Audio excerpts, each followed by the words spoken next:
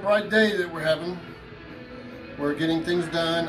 We're painting a ceiling in a mobile home right now, and you have to be careful when you're putting on ceiling paint because that can roll off your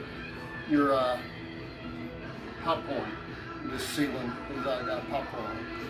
Now that's not always the case, but generally the case. If you get it wet and then you go back over it after you got it wet, it can roll off the popcorn. So you want to be careful to get it done right the first time. Don't go back like, oh, you know. So what if you see here, you can, I don't know if you can see in the camera, but there'll be a shiny area, slightly different color than the flat. Now that's shiny when it goes on, but it'll be flat when it dries. But it'll be brighter white. And I'm using a 2.5 inch angled brush. You don't have to use it, I just like it.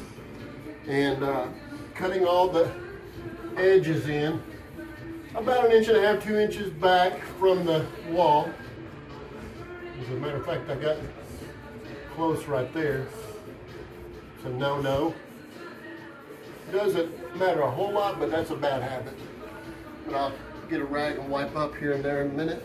But we're going to paint around the ceiling light, and then we're going to use a roller, which, like I was showing you, we're using that 1/2 inch nap and handle.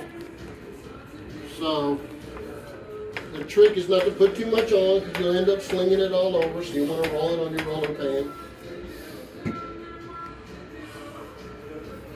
And you don't want to do it directly above you because you'll end up getting more on you.